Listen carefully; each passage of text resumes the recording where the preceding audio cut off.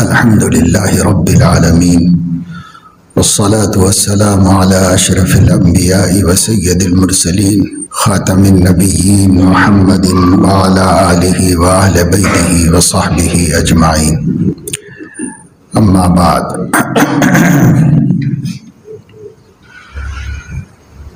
قال الله تبارك وتعالى: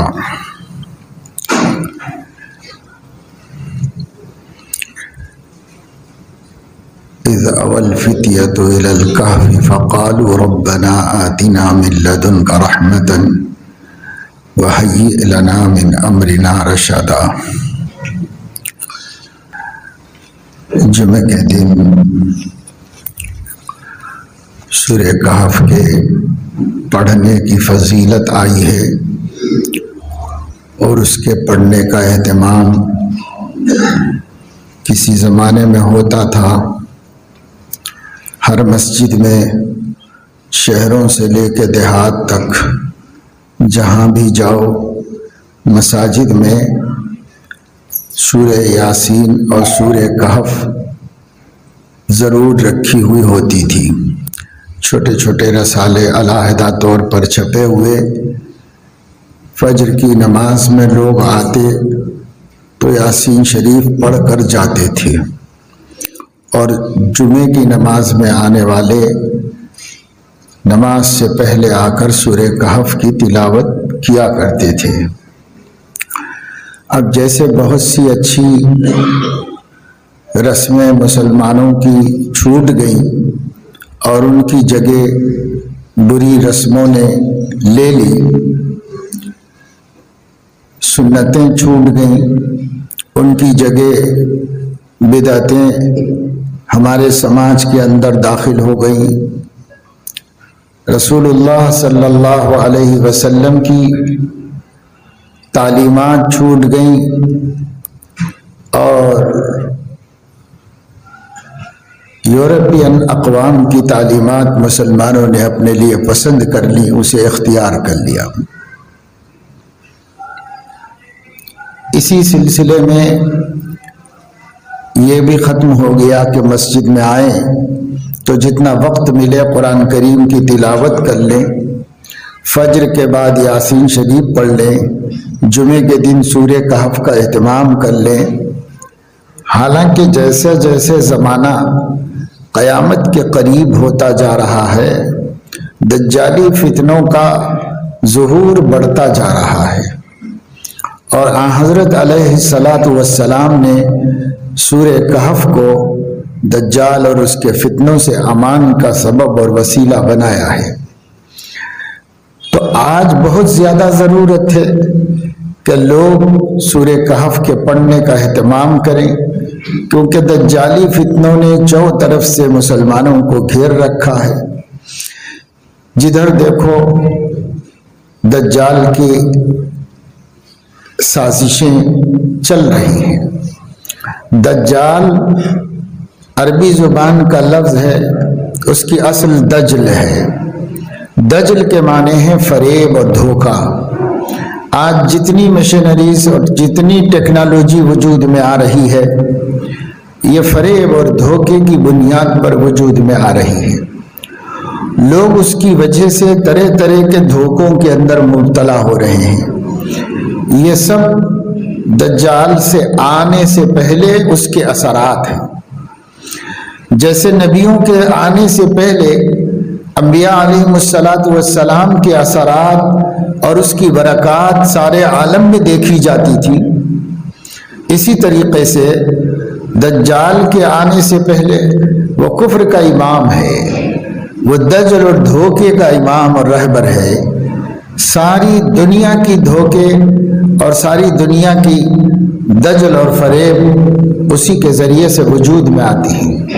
اس وجہ سے سب سے زیادہ ضرورت تھی کہ اس دور میں مسلمان سورۃ الکہف کا اہتمام کرتے.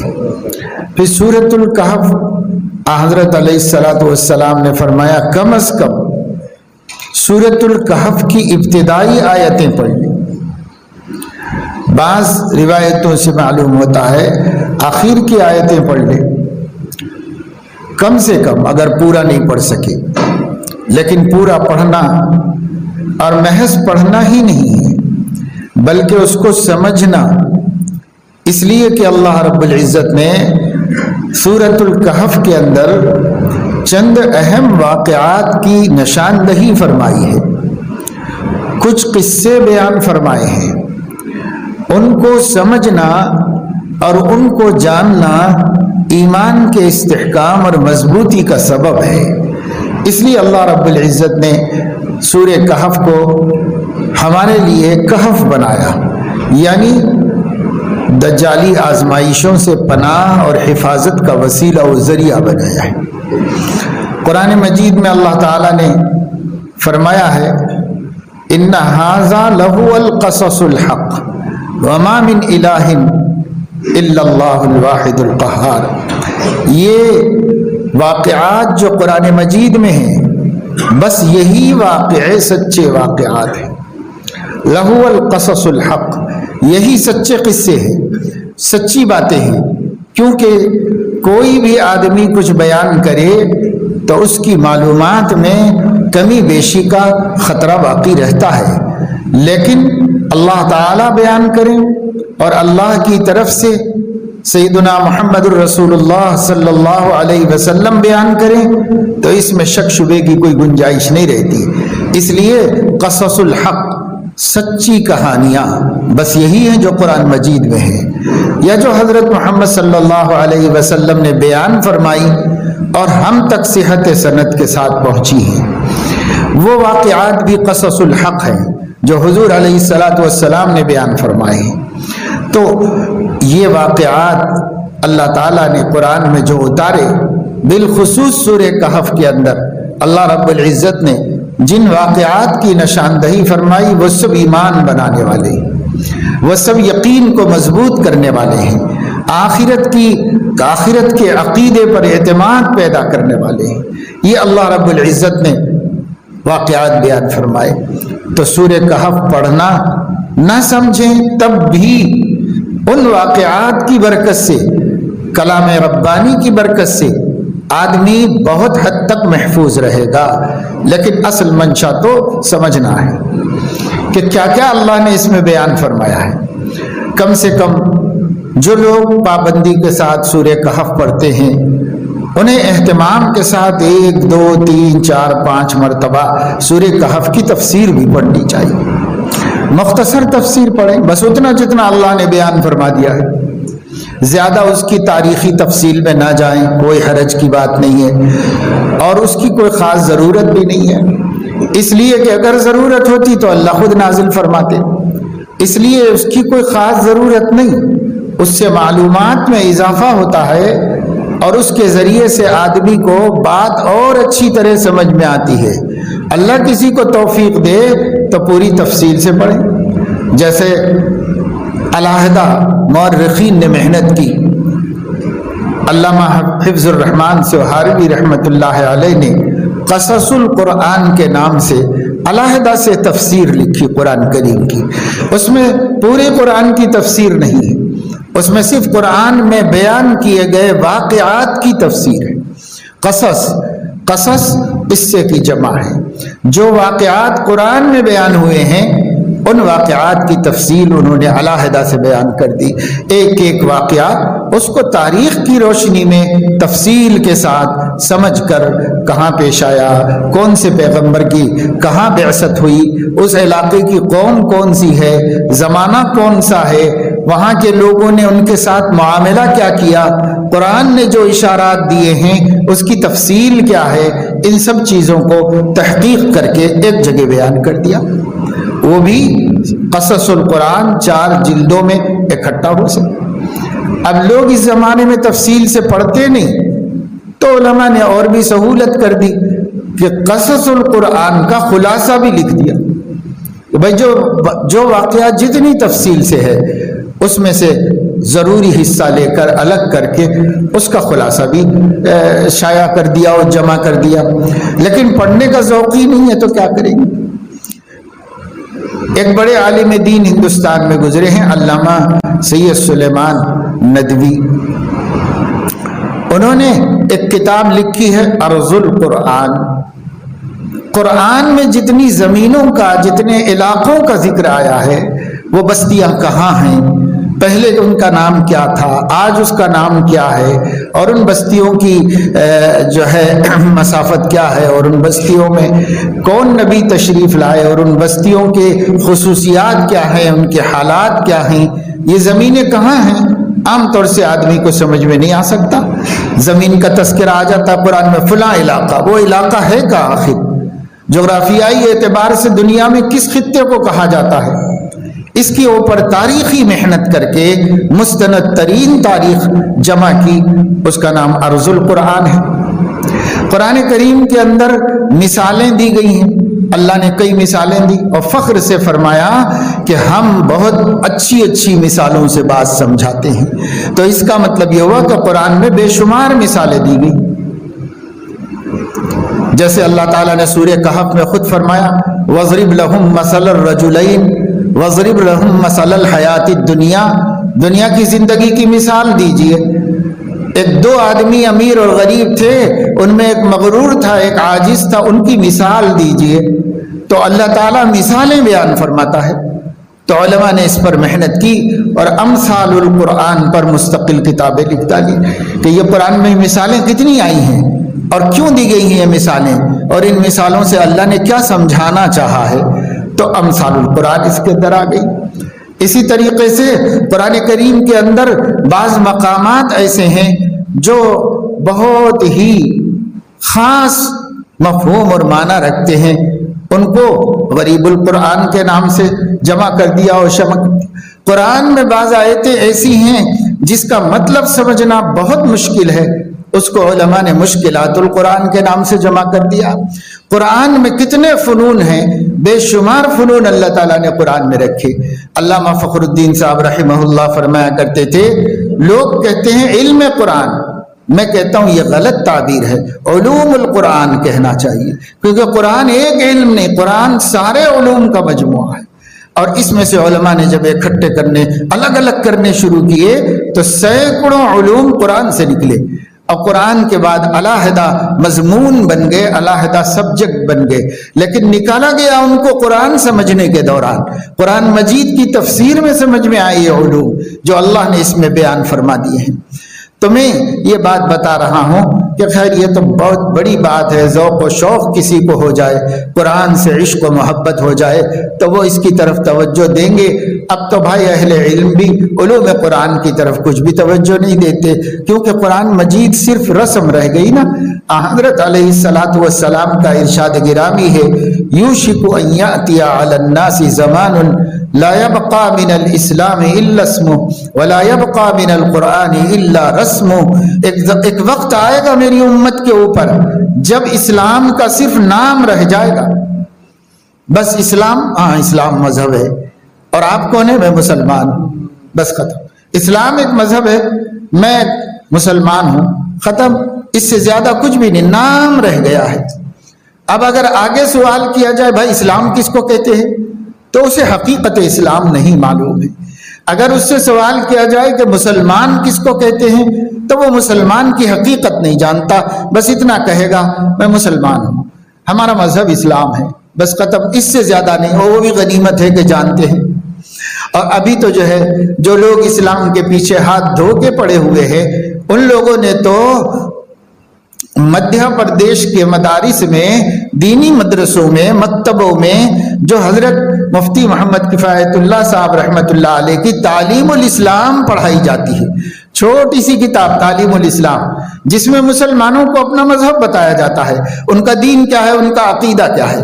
یہ کتاب کسی دوسرے کو نہیں پڑھائی جاتی اور کسی دوسرے کو مجبور نہیں کیا جاتا کہ بھائی تم پڑھو تعلیم الاسلام، کسی کو مجبور نہیں. تعلیم الاسلام ہے، وہ اسلام کی تعلیم مسلمانوں کو پڑھایا جاتا ہے. لیکن وہاں بھی بعض لوگوں نے اس کتاب کے کچھ سوالات، کچھ جوابات کو نوٹ کر کے اسے بھی چیلنج کیا ہے کہ اس کے ذریعے مسلمان اس کتاب کے ذریعے نفرت پیدا کر رہے ہیں.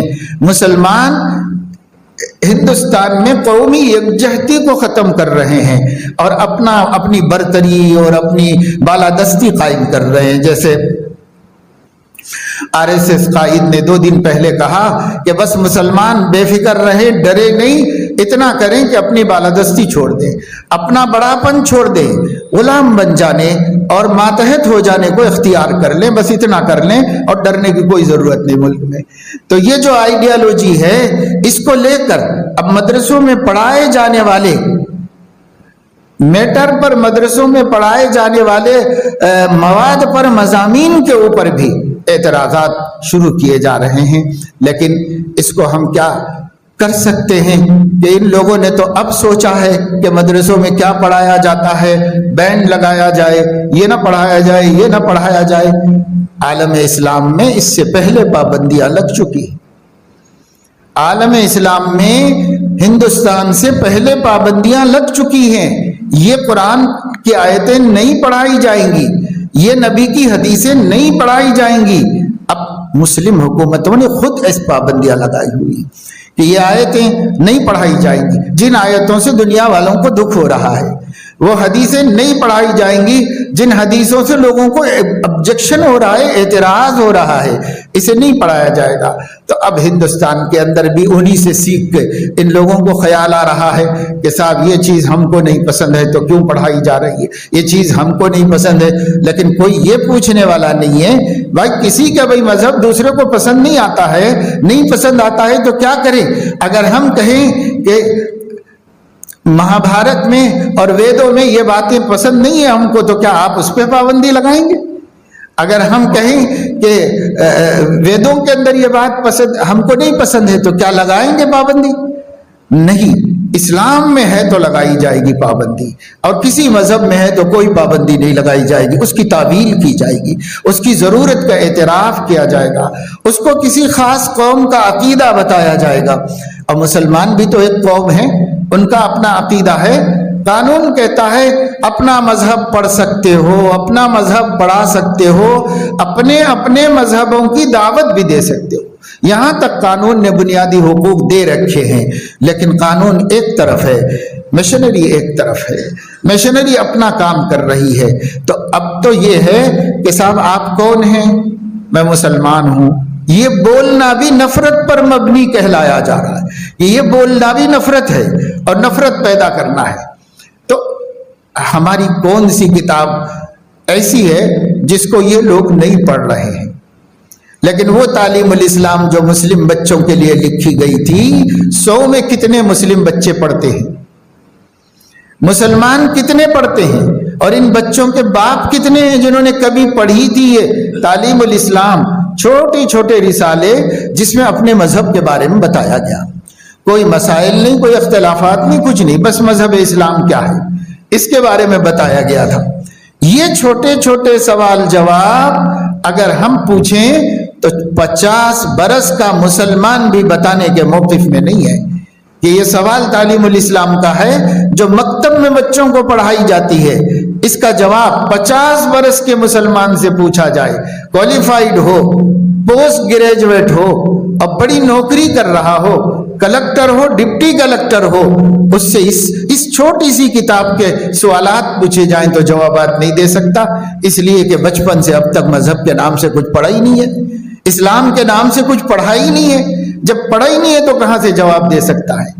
لیکن ذرا شرم کرے مسلمان کہ جو آپ کو مٹانا چاہتے ہیں وہ آپ کی ہر کتاب پڑھ رہے ہیں اور پڑھ کے دیکھ رہے ہیں کہ اس میں کون سی بات پہ objection کیا جا سکتا ہے، اس میں کون سی بات پہ اعتراض کیا جا سکتا ہے، اس کے لیے پڑھ رہے ہیں۔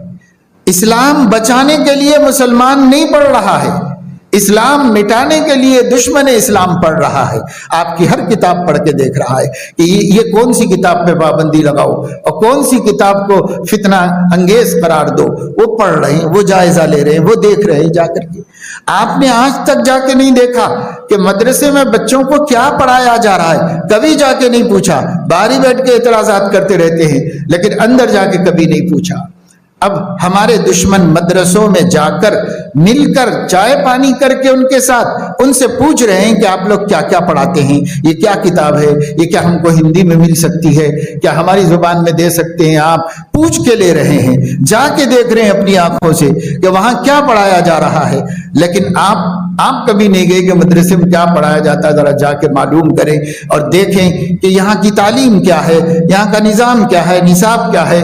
کبھی ہم نے دیکھا ہی نہیں۔ اپنے ہی گھروں میں سے اعتراضات کر رہے ہیں کہ صاحب یہ کیا پڑھ کے فائدہ ہوگا، یہ پڑھ کے بچہ کیا کمائیں گا، حافظ بن کے کیسے جئیں گا، عالم بن کے کیا دنیا میں منہ دکھائیں گا، قوم کا بوجھ بن جائیں گا اور فلاں ہوئیں گا۔ لیکن غیر مسلم سمجھ رہے ہیں کہ جو کچھ یہاں ہو رہا ہے یہی اسلام کو باقی رکھا ہوا ہے، اگر اس کو ختم کیا جائے تو جڑ کٹ جائے گی اور اسلام کے باقی رہنے کے اسباب ختم ہو جائیں گے۔ یہ کوشش وہ کر رہے ہیں۔ ہمیں کیا فکر ہے سیکھنے کی؟ ہمیں تو کوئی فکر نہیں، بس فخر سے کہتے رہو ہم مسلمان ہیں، بس یہ کہتے رہو ہم مسلمان ہیں۔ اسلام کیا ہے؟ کچھ نہیں پتا کہ اسلام کیا ہے۔ نبی پاک صلی اللہ علیہ وسلم اور ان کی تعلیم کی حیثیت کیا ہے؟ تو ہمیں کچھ نہیں پتا ہے۔ ہمارا من کرے تو مانو، نہیں من کرا تو چھوڑ دو۔ کیا ضرورت ہے کہ دین ہی پر چلے ہم؟ کیا ضرورت ہے کہ اسلام ہی پر عمل کریں؟ زمانہ ایک طرف جا رہا ہے، ہم کہاں اسلام کے پیچھے جائیں؟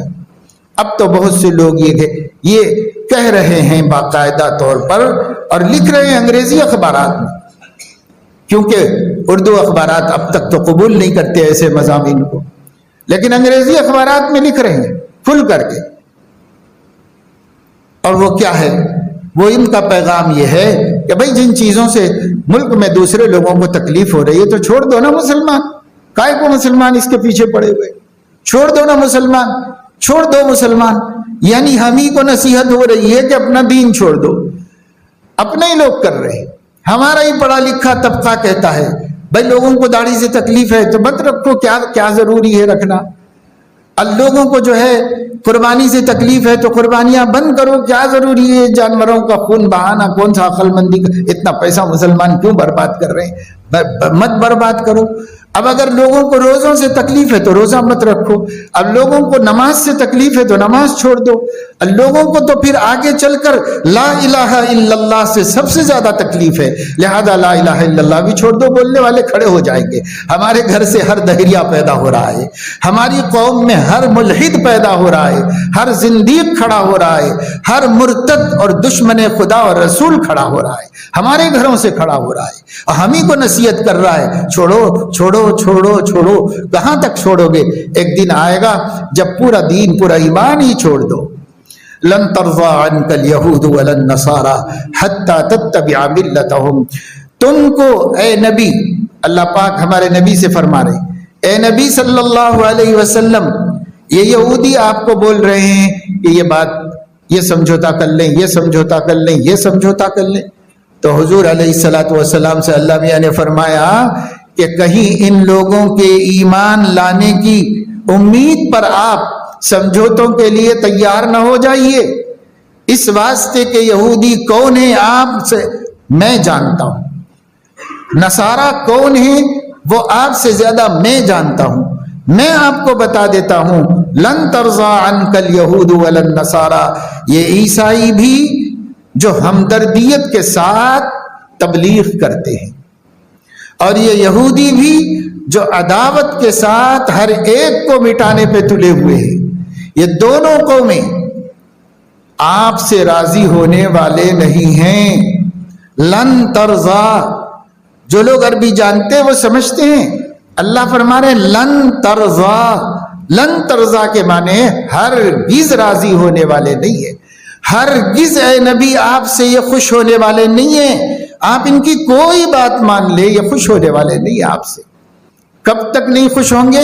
حتی تتبع ملتہم، آپ اپنا دین چھوڑ کر ان کی ملت میں نہ شامل ہو جائیں، تب تک یہ آپ سے ماننے والے نہیں ہیں۔ اگر نبی سے بھی یہ لوگ راضی ہونے والے نہیں تھے تو اس نبی کی امت سے کیا راضی ہونے والے ہیں؟ جب تک اپنا دین نہیں چھوڑو گے راضی ہونے والے نہیں۔ پھر حل کیا ہے اس کا؟ کوشش تو جاری ہے، آج بھی جاری ہے ان لوگوں کی۔ حل کیا ہے اس کا؟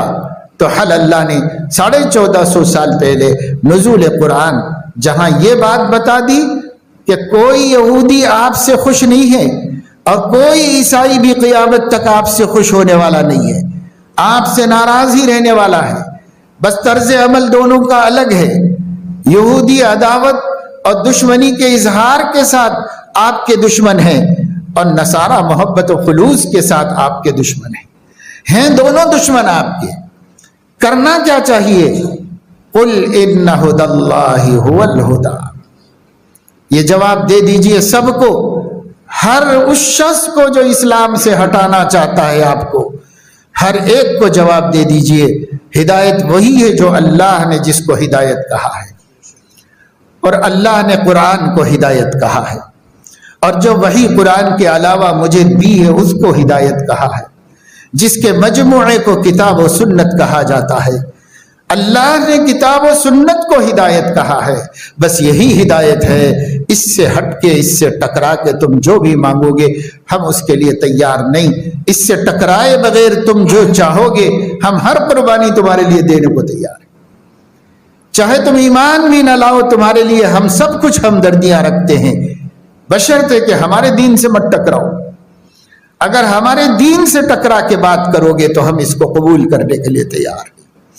یہ اللہ نے قرآن میں ہمیں سبق سکھا دیا ہے، یہ سبق پڑھنے کا اب وقت آیا ہے، جب ہم سے طرف سے کہا جاتا ہے، اب پرائے تو پرائے اپنے بھی کہتے ہیں یہ چھوڑ دو نا، وہ چھوڑ دو نا، کیا حرج ہے، یہ کیا ضروری ہے، وہ کیا ضروری ہے، وہ کیا ضروری، سارے دین کو پوچھتے ہیں یہ کیا ضروری ہے، یہ کیا ضروری ہے۔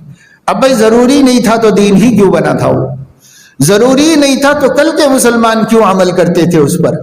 ضروری نہیں تھا تو صحابہ کیوں چلتے تھے اس کے اوپر؟ تابعین کیوں ضروری سمجھتے تھے؟ محدثین کیوں ضروری سمجھتے تھے؟ مجتہدین کیوں ضروری؟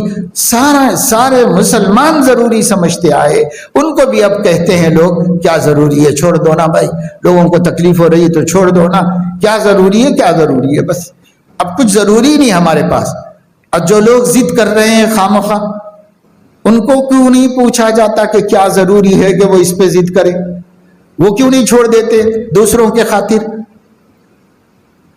تو دیکھیے اصل بات یہ ہے کہ ہمارے نبی صلی اللہ علیہ وسلم کے فرمان کے مطابق وہن ہمارے اندر پیدا ہو گیا ہے، وہن پیدا ہو گیا ہے۔ حضور اکرم صلی اللہ علیہ وسلم نے ایک پیشین گوئی سنائی، ایک خبر دی آنے والے دور کی، اس کے اندر یہ فرمایا کہ بہت جلد ایسا وقت آنے والا ہے تم لوگوں کے اوپر کہ لوگ جو تم کو مٹا دینا چاہتے ہیں وہ آپس میں اس طریقے سے اکٹھے ہو جائیں گے جیسے دسترخوان پر بھوکے جمع ہو جاتے ہیں۔ دسترخوان بچھا دیا جائے اور اس کے اوپر کھانا لا کے رکھ دیا جائے، اب بھوکے لوگوں کو کھانے کی اعلان کر دیا جائے تو جیسے بھوکے دسترخوان پر گر پڑ کے اکٹھے ہو جاتے ہیں اور ایک دوسرے کو دھکا دے کے آگے بڑھنا چاہتے ہیں، اس طرح تم کو مٹانے کے لیے قومیں آپس میں ایک دوسرے کو پیچھے ڈھکیل کے آگے بڑھیں گی، نہیں ہم مٹائیں گے، ہم مٹائیں گے، ہم مٹائیں گے، اور بھوکے جیسے دسترخوان پہ گرتے ہیں ایسے مسلمانوں کے خلاف دشمنان اسلام اکٹھے ہو جائیں گے۔ ظاہر ہے کہ یہ خبر صحابہ کرام کے لیے تو عجیب تھی، صحابہ نہ کسی سے ڈرے نہ کسی سے ڈرنے والے تھے، صحابہ کے لیے عجیب تھی یہ خبر، جنہوں نے بڑے بڑی قوموں سے ٹکر لی، جنہوں نے اس زمانے کے سپر پاورز کو ناکو چنے چبوا دیے، وہ صحابہ یہ سن کر پریشان ہو گئے۔ کیا ایسا بھی ہو سکتا ہے یا رسول اللہ؟ کیا اس وقت میں ہم لوگ بہت تھوڑی مقدار میں ہوں گے کہ لوگ بڑی مقدار میں ہمارے اوپر حملہ آور ہو جائیں؟ کیا ہم اس دن تھوڑی مقدار میں ہوں گے؟ تو حضور علیہ السلام نے فرمانا تھوڑی مقدار میں نہیں ہوں گے، اس دن تم لوگ تو بہت بڑی اکثریت ہوگی، تم بہت بڑی تعداد میں رہو گے اس زمانے میں جب یہ ہو رہا ہوگا، تم کم نہیں ہوگے، اقلیت نہیں ہوگے، تم بہت بڑی مقدار میں ہو، بہت بڑی تعداد میں موجود رہو گے، لیکن غصہ ان کا غصہ اس سیل، تمہارا بھرم بس اتنا ہوگا جیسا سیلاب کے اوپر جھاگ ہوتا ہے، بس اتنا بھرم ہوگا تمہارا۔ سیلاب، بارشیں ہوئی، پہاڑوں پر سے بلند مقامات سے پانی نیچے آ کر کے نشیب کی طرف جاتا ہے، تو وہ بہت بڑی تعداد ہو جاتی، مقدار ہو جاتی ہے، بڑی مقدار میں بہتا ہے، اس کو ہم سیلاب کہتے ہیں۔ جب سیلاب آتا ہے یا سمندر کی موج نکل کر باہر گر جاتی ہے تو سیلاب اپنے اوپر سب کچرا بستیوں کا بہا کے لے جاتا ہے، ساری بستی کا کچرا اس کے اوپر بہتا رہتا ہے، اور اس میں جھاگ، کف، وہ کف بہتا رہتا ہے اور نیچے سے پانی ہوتا ہے۔ تو حضور علیہ السلام نے فرمایا جیسے سیلاب کے پانی کے اوپر خس و خاشاک اور کچرا بہ رہا ہوتا ہے، کف اور جھاگ بہ رہا ہوتا ہے، ایسے تمہاری پوزیشن ہوگی اور تمہاری ویلیو ہوگی اور تمہاری حیثیت ہوگی، اگرچہ کہ تم بڑی تعداد میں ہو، بڑی تعداد میں ہوگے۔ ملک میں ہم 25 کروڑ کی تعداد میں ہیں، دنیا میں ہم دنیا کی 25% سے زیادہ آبادی بن گئے ہیں، لیکن غصہ ان کا غصہ اس سیل، کوئی وزن ہمارا نہیں، کوئی وزن ہمارا نہیں رہ گیا ہے۔ صحابہ کرام نے پوچھا یا رسول اللہ ایسے کیسے ہو جائے گا؟ تو فرمایا کہ تمہارے اندر وہن کی بیماری پیدا ہو جائے گی۔ تو صحابہ نے پوچھا کہ یہ وہن تو نئی بیماری ہے، اب تک سنا نہیں ہم نے، یہ کون سی بیماری ہے؟ اس بیماری کی تعریف کیجئے۔ تو حضور علیہ السلام نے فرمایا حب الدنیا و کراہیت الموت، دنیا کی بے جا محبت اور موت سے ڈر، خوف۔ حب الدنیا و کراہیت الموت، اس کے مجموعے کو 3 حرف کا ایک لفظ ہے وہن۔ وہن، واو ہے نون، وہن۔ وہن کیا ہے یا رسول اللہ؟ حب الدنیا و کراہیت الموت، جب قوم مسلم کے اندر موت کا ڈر پیدا ہو جائے گا اور دنیا کی محبت سر چڑھ جائے گی تو پھر یہ وہن میں مبتلا ہو جائے گی۔ جب وہن میں مبتلا ہو جائے گی دنیا کی قوموں میں اس کی حیثیت جھاگ اور خس و خاشاک کی طرح ہو جائے گی، گھاس کے تنکوں کی طرح بے حیثیت ہو جائے گی یہ قوم، اور اس کو کوئی پوچھنے والا نہیں ہوگا اور کوئی اس کو اہمیت دینے والا نہیں ہوگا۔ جب مسلمان تھے، نہ موت سے ڈرتے تھے، نہ دنیا کے چاہنے والے تھے، آخرت کے طلبگار تھے، اللہ کے پیارے تھے، تو اس وقت میں اس قوم کو دوسری قومیں نہ صرف یہ کہ تکلیف نہیں دیتی تھی بلکہ اس قوم کی پرستش و پوجا تک کرنے کے لیے تیار تھی۔ کبھی پوجے جاتے تھے، کبھی پوچھے بھی نہیں جاتے، اگرچہ کہ ہمارا پوجا جانا بھی اللہ کو منظور نہیں ہے، وہ بھی بہت بڑی معصیت و بہت بڑا گناہ ہے، وہ شرک ہے، کسی کو پوجو، وہ شرک ہے، سوائے اللہ کے کسی کی پوجا نہیں، سوائے اللہ کے کسی کی وندنا نہیں، کسی کی عبادت نہیں، صرف اللہ کی۔ لیکن حالات ایسے ہو جاتے ہیں کہ جو قوم پتھر کو، چوہے کو اور چپکلی کو پوجتی ہو، وہ قوم اللہ کے نیک بندوں کو پوجنے کے لیے کیوں نہیں تیار ہو جائے گی؟ ان کا تو سب تخیلات و تصورات پر دھرم بنا ہوا ہے، یہاں تک ان کی حالت ہوتی ہے۔ لیکن جب ہم ہی نہیں دین پر ہوں گے، ہم ہی دین پر قائم نہیں ہوں گے تو پھر ہمارے اندر مضبوطی کیسے آئے گی؟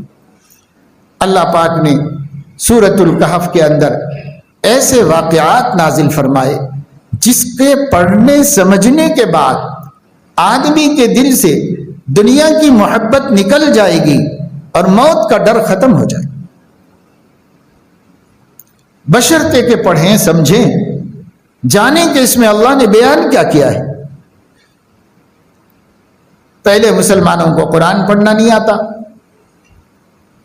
قرآن پڑھنا نہیں آتا، عمریں گزر جا رہی ہیں، دیکھ کے پڑھنا بھی نہیں آتا، ناظرہ قرآن پڑھنا، عمریں گزر گئی۔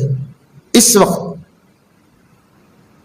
کوئی زبردستی کی بات نہیں ہے، اگر کسی آدمی کو جائزہ لینا ہو تو کہیں 100 آدمیوں کو جمع کر لو، اپنے خاندان فیملی ہی کے 50-60 آدمیوں کو جمع کر لو اور قرآن سن کے دیکھو کہ قرآن پڑھنا آتا ہے۔ خود ہی پتا چل جائے گا کہ کتنے مسلمانوں کو آتا ہے۔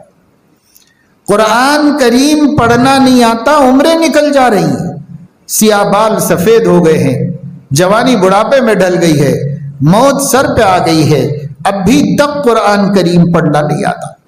پڑھنا، دیکھ کے صرف پڑھنا، یہ بھی نہیں آتا۔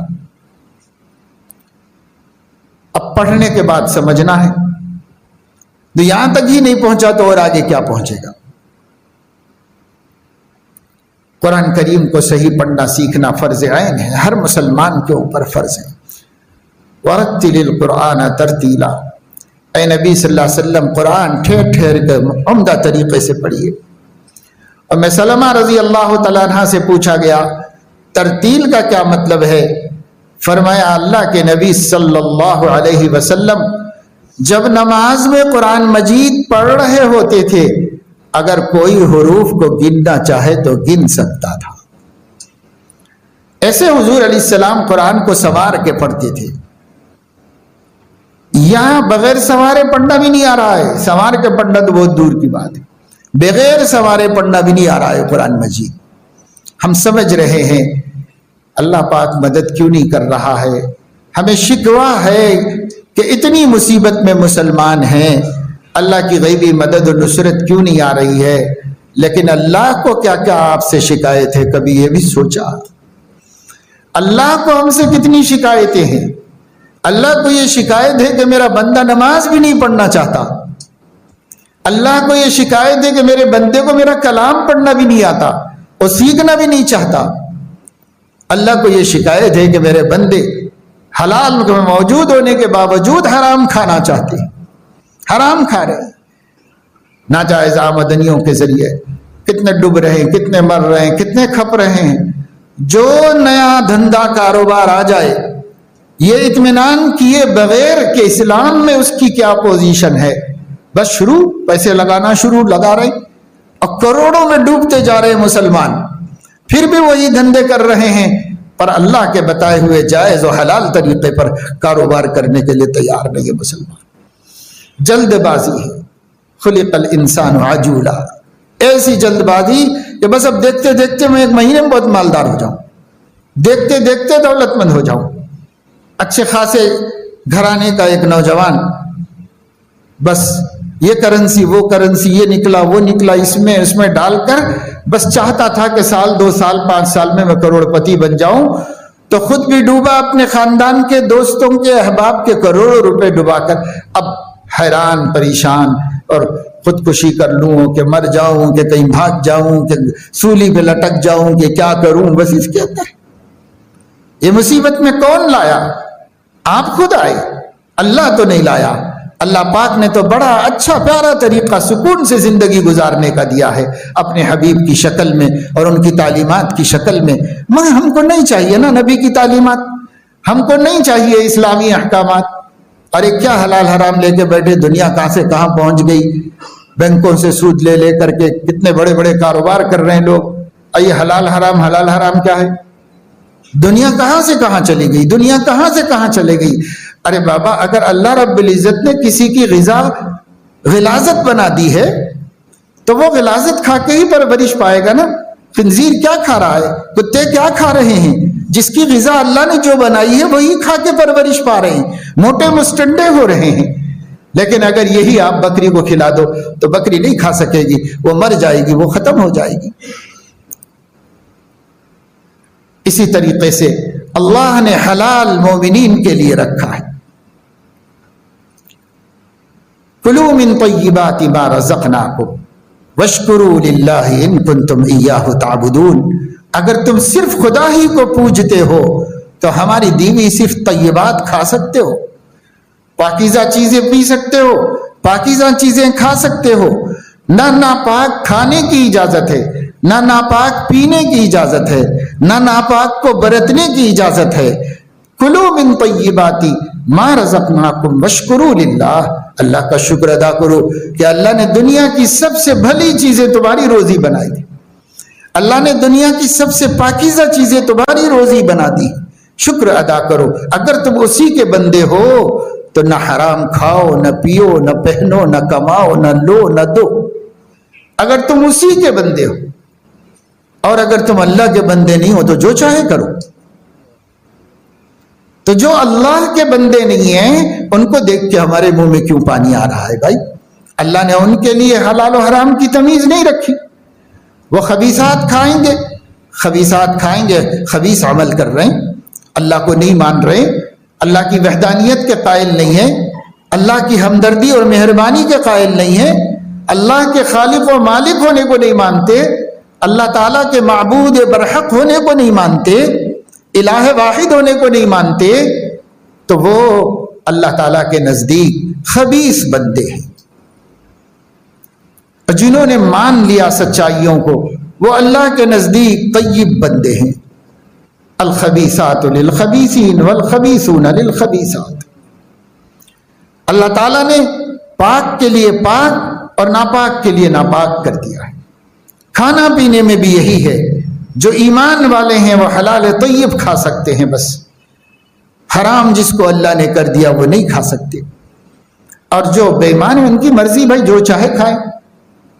ان کو تو اگر وہ توبہ نہیں کریں گے، اگر وہ ایمان نہیں لائیں گے، اگر وہ اللہ کے وفادار نہیں بنیں گے تو ان کا اللہ کا معاملہ ہے، مرنے کے بعد اللہ کو ان کے ساتھ جو معاملہ کرنا ہو کرے گا، اور اس کو اللہ نے قرآن میں ڈکلیئر کر دیا، اعلان کر دیا۔ جو ہدایت کے بغیر آئیں گے ان کا کیا حشر ہوگا، جو ہدایت کے ساتھ آئیں گے ان کا کیا ہوگا، سب انجام اللہ نے بتا دیا قرآن میں۔ اس لیے گندی چیزوں سے اپنے کو دور رکھنا چاہیے۔ لوگ پریشان ہیں، حیران ہیں، مائیں فون کرتی ہیں کہ مولانا صاحب بچہ جو ہے بہت شراب پی رہا ہے، بہو نہیں رہنا چاہ رہی گھر میں، کیا کروں؟ کئی دن سے مسلسل بعض لوگ پوچھ رہے ہیں، اور وقتاً فوقتاً لوگ پوچھتے رہتے ہیں ہمارے ہاں کیسے آ گئی شراب؟ ہم مسلمان ہیں، ہمارے ہاں کیسے آ گئی؟ لیکن آ گئی ہے مسلمانوں کے اندر۔ ایک خاتون نے فون کیا، بیوی نے شوہر کے بارے میں، کہ کیا کریں، آپ بولیے کہ اب میں کیسے رہوں، کب تک رہوں ایسے آدمی کے ساتھ؟ میں چاہتی ہوں کہ میں علیحدگی اختیار کر لوں، اس لیے کہ اصلاح کی کوئی تدبیر کارگر نہیں ہے۔ عورت ہے نفرت کر رہی ہے حرام سے، لیکن مرد ہے اس میں مبتلا ہے، اس کے اندر پڑا ہوا ہے۔ کیسے مسلمانوں کے سماج میں یہ گندگی آ گئی جس کے بارے میں یہ فرمایا گیا ہے حدیث صحیح کے اندر، جو شخص دنیا میں شرابی ہے اور شراب پیتا رہتا ہے، توبہ نہیں کر کے مر جائے گا تو اللہ تعالی جہنمیوں کا پیپ اس کو پلائے گے۔ جہنمیوں کا پیپ، جہنمی سوزش کی وجہ سے، جلنے کی وجہ سے، ان کے زخموں کی وجہ سے، ان کی سڑان کی وجہ سے، جو گندی چیزیں نکل کر کے کہیں جمع ہو رہی ہوں گی جہنم میں، وہ پینا پڑے گا ان کو جو دنیا میں شراب پیتے ہیں، کیونکہ شراب گندی چیز ہے جو انسان کے عقل پر پردہ ڈال دیتی ہے۔ جو چیز اللہ نے حرام کی وہ اس کا مالک ہے، خالق ہے، اسے معلوم ہے کہ اس میں نفع ہے کہ نقصان ہے، اس کو معلوم ہے۔ اس لیے اللہ رب العزت نے فرمایا یا ایھا الذین آمنوا انما الخمر والمیسر والانصاب والازلام رجس من عمل الشیطان فاجتنبوہ لعلکم تفلحون۔ اگر تم فلاح و کامیابی چاہتے ہو تو ایک تو جوئے کے کام چھوڑو، جو دھندا کاروبار جوئے کی بنیاد پہ ہو رہا ہے اس کو چھوڑو، اور نشے کو چھوڑو، خمار کو چھوڑو، قمار کو چھوڑو۔ قمار قاف سے، جوا، اور خمار خے سے، نشہ۔ خمار چھوڑ دو، قمار چھوڑ دو، لعلکم تفلحون، فلاح پا جاؤ گے۔ لیکن چھوڑنا تو دور کی بات ہے، مسلمانوں کے سماج میں دن بدن اضافہ ہے، جوئے والے کاروبار بھی چل رہے ہیں، بعض نمازی حاجی بھی کر رہے ہیں، اور یہ شراب آ گئی، کیسے آ گئی، چھوڑنے کو تیار نہیں، کاروبار کر لے رہے ہیں، کما رہے ہیں اور نشہ کر رہے ہیں، نشہ کر رہے ہیں، نشہ کر رہے ہیں، بال بچے کدھر ہیں، بیوی کدھر ہے، بچے کدھر ہیں، کیا ہو رہا ہے؟ ان نشے بازوں کو کیا فکر ہے کہ ان کی بیوی کہاں کہاں جا رہی ہے؟ ہیں اللہ کے ایسی بندیاں بھی جو اللہ کا خوف لے کر سہم کر زندگی گزار رہی ہے، لیکن پھر ایسی بھی ہو سکتی ہیں کہ شوہر کو جب ان کی طرف توجہ نہیں اور پی کے پڑا رہتا ہے تو وہ کسی اور کی طرف متوجہ ہو جائے۔ انسان ہے، انسان کے سینے میں دل ہے، دل ہی تو ہے نہ سنگ و خشت، درد سے بھر نہ آئے کیوں۔ کوئی پیار کی محبت کی بات کرتا ہے، شوہر سیدھی سے بات بھی نہیں کرتا، تو جو دوسرا محبت سے بات کر رہا ہے دل تو اسی کی طرف جھک جائے گا، دل تو دل ہی ہے نا۔ کیا ہوگا؟ نہیں، اسے کچھ پرواہ نہیں ہے شراب کی وجہ سے کہ بیوی کہیں کسی دوسرے کے ساتھ تو نہیں بھاگ جائے گی، ڈر ہی نہیں ہے۔ بچے کدھر جائیں گے؟ آوارہ ہو جائیں گے، فٹ پاتھیے ہو جائیں گے، پاکٹ پلیئر ہو جائیں گے، بدماش ہو جائیں گے۔ ہو جانے تو کیا کرنے کا ہے؟ بچے پیدا کیا اور چھوڑ دیا اور خود نشے میں دھت ہے۔ لا حول ولا قوت الا باللہ۔ مسلمان کبھی اس کے نام سے بھی نفرت کرتا تھا، نام سے بھی مسلمان کو نفرت تھی۔ پیارے آقا صلی اللہ علیہ وسلم نے تو جن برتنوں میں شراب بنائی جاتی تھی اس دور میں، ایک ایک برتن کا نام لے کر ان کے استعمال پر پابندی لگا دی، ایک ایک برتن کا نام لے کر۔ بعض مرتبہ گفٹ ملتے ہیں لوگوں کو، بڑی بڑی قیمتی چیزیں، اور اس پر کسی شراب کا اشتہار ہوتا ہے، چھوٹی سی چٹ لگی ہوئی ہوتی ہے، پرنٹ ہوتا ہے۔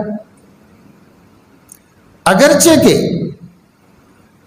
محدثین و فقہا یہ فرماتے ہیں یہ پابندی ایک مصلحت سے تھی اور ختم ہو گئی، لیکن نفرت شراب سے اتنی مسلمان کے دل میں ہونی چاہیے کہ وہ اپنے ذریعے سے شراب کی تشہیر کو بھی برداشت نہ کرے۔ جب اس کی گلاس پہ پرنٹ ہے اور وہ اس میں پانی پیش کرے گا تو تشہیر تو ہو رہی ہے۔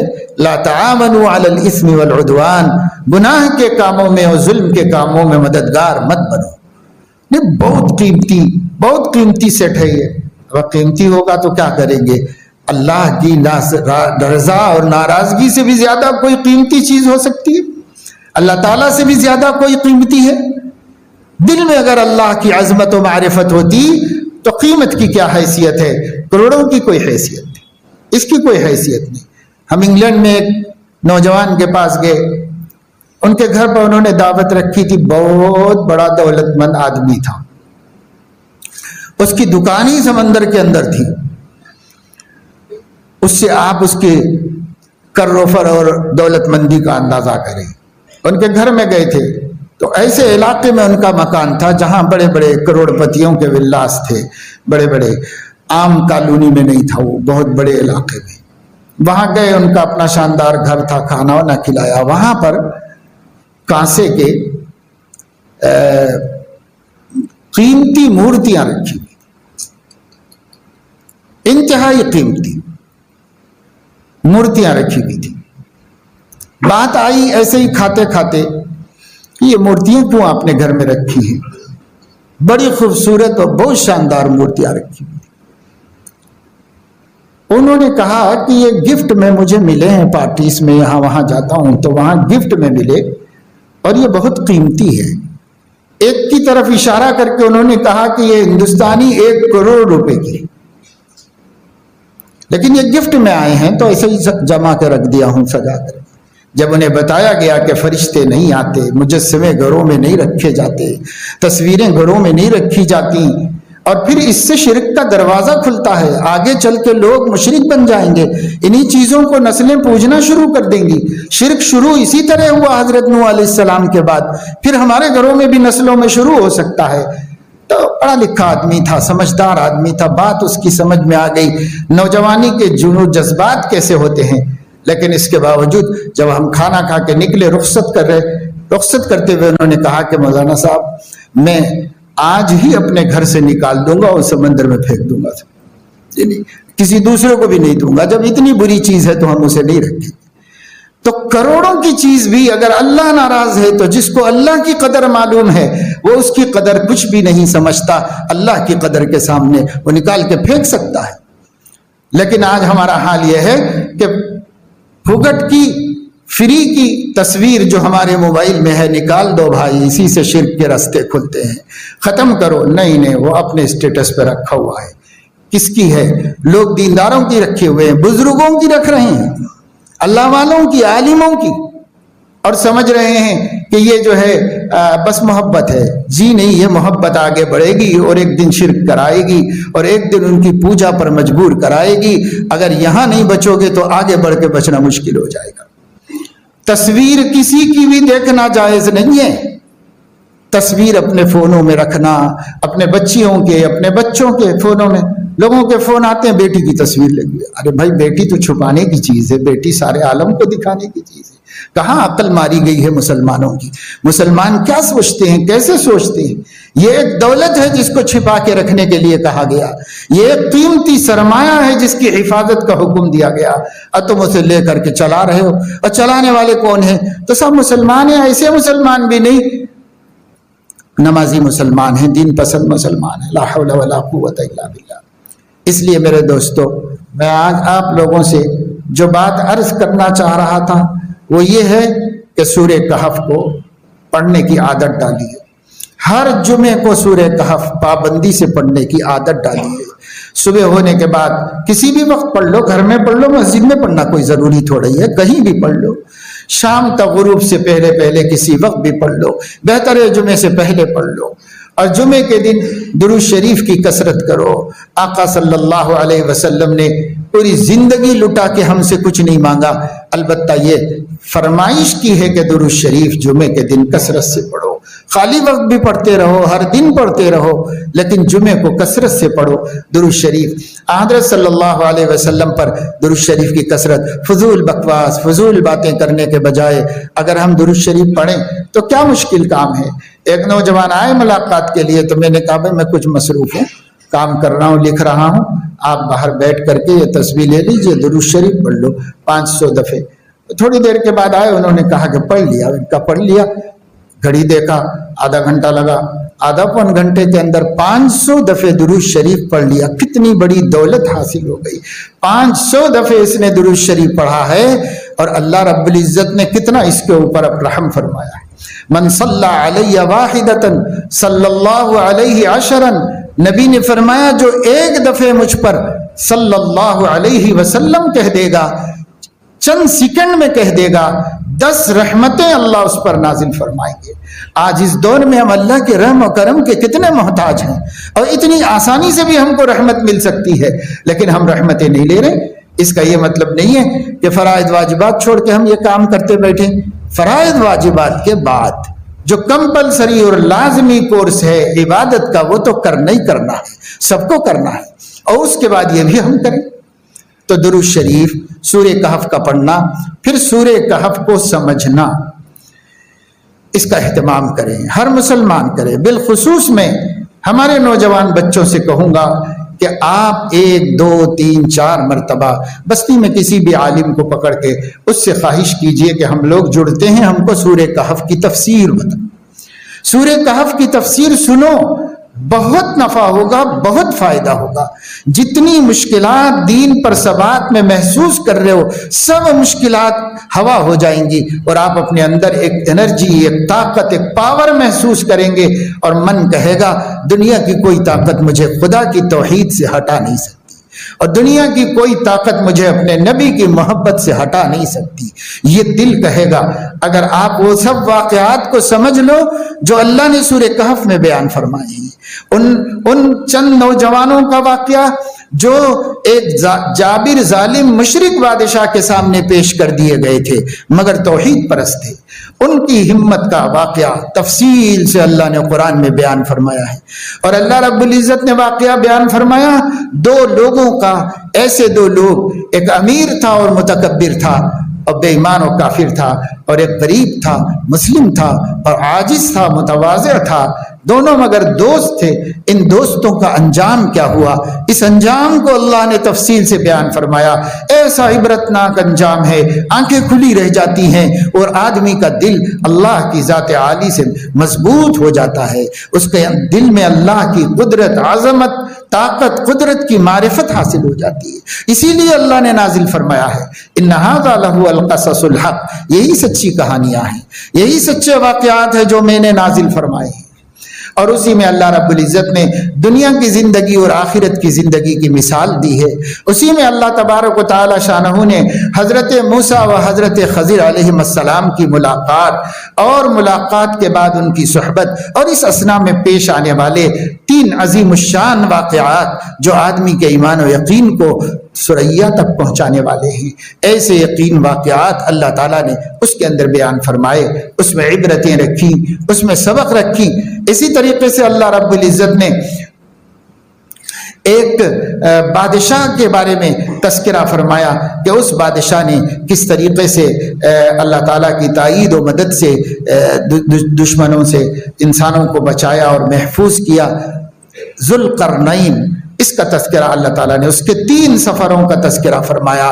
ایک اس کا مشرق کا سفر، انتہائی مشرق کا، اور انتہائی مغرب کا سفر، اور ایک درمیانی سفر. تینوں سفروں کا اللہ نے قرآن میں ذکر فرمایا سورہ کہف کے اندر. اس پر سورہ کہف ختم ہو گئی اور اخیر میں اللہ تعالیٰ نے لوگوں کو متوجہ کیا اور بتایا کہ اگر تم آخرت کے خسارے اور گھاٹے سے بچنا چاہتے ہو اور اگر تم اللہ تعالیٰ کے سامنے کامیاب اور بامراد ہو کر جانا چاہتے ہو تو تم شرک سے اپنے کو بچا لو. اگر تم شرک سے بچ گئے تو پھر کامیابی میں کوئی. حدیث پاک میں آتا ہے کہ اللہ کے نبی صلی اللہ علیہ وسلم نے فرمایا تو اللہ کے حق کی حفاظت کر، اللہ تیرے حق کی حفاظت کرے گا. صحابہ نے پوچھا کہ اللہ کا ہم پر کیا حق ہے، ہمارا اللہ پر کیا حق ہے؟ تو فرمایا اللہ کا تم پر حق یہ ہے کہ تم شرک مت کرو اللہ کے ساتھ، اور اللہ کا تم پر حق یہ ہے، تمہارا اللہ پر حق یہ ہے کہ اگر تم شرک نہیں کیے تو تمہاری بخشش ضرور فرمائے گا، تمہاری مغفرت ضرور کرے گا. یہ اللہ پر تمہارا حق ہے. لیکن ہم سمجھتے ہیں خالی مندر میں جانے کو شرک کہا جاتا ہے. اب تو اللہ بچائے کتنے مسلمان وہ بھی کر رہے ہیں، بس وہ رواداری کے نام پہ، یکجہتی کے نام پر، امن و امان کے نام پر پتہ نہیں کیا کیا بہانے ہیں.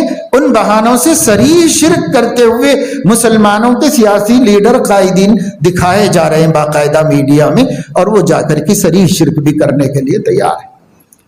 لیکن ہم لوگ بہت سے جیسے مسجد میں بیٹھے ہوئے ہیں صریح شرک تو نہیں کرتے، مگر بہت سے ایسے کام ہیں جو مشرکانہ اعمال ہیں اور ہمیں اس کا علم نہیں ہے اور ہم اس میں مبتلا ہوتے ہیں. تو اللہ تعالیٰ تو یہ نہیں دیکھے گا کہ بھئی تم کو نہیں معلوم تھا. دین سیکھنا تو فرض ہے نا. ایمان کیا ہے، توحید کیا ہے، شرک کیا ہے، کفر کیا ہے، نفاق کیا ہے، اخلاص کیا ہے، سب مسلمانوں کو معلوم رہنا چاہیے. نہیں معلوم ہونا کوئی عذر نہیں ہے. اس لیے ان سب چیزوں کا علم حاصل کریں گے اور اس کے لیے علماء سے قریب رہیں گے، ان سے دوستی کریں گے، تو نتیجہ یہ ہوگا کہ ہم بچیں گے شرک سے، کفر سے، نفاق سے، اور اس سے بچیں گے تو انشاءاللہ کتنے بھی بڑے گناہگار ہوں گے اللہ کریم معاف فرمائے گا. اللہ تعالیٰ سزا دے کے معاف کرے گا یا بغیر سزا دیے معاف کر دے گا، مگر معاف کرے گا اللہ رب العزت اگر ہم ایمان سلامت یہاں سے لے جا سکیں. اس وجہ سے بھائی اس کی طرف توجہ دیجئے، دھیان دیجئے، اور قرآن مجید سے اپنے کو قریب کیجئے، مانوس کیجئے، اور قرآن کریم کو سمجھیے.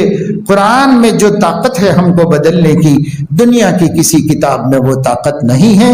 اور قرآن کریم کے اندر اللہ رب العزت نے جو تاثیر رکھی ہے وہ دنیا کے کسی قول میں، کسی کی زبان میں وہ تاثیر اللہ پاک نے نہیں رکھی ہے.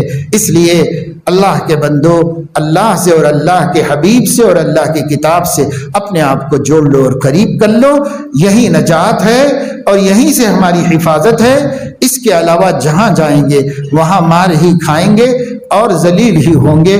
کوئی عزت نہیں ملے گی، کوئی کامیابی نہیں ملے گی. اللہ پاک مجھے آپ کو سب کو توفیق عمل نصیب فرمائے.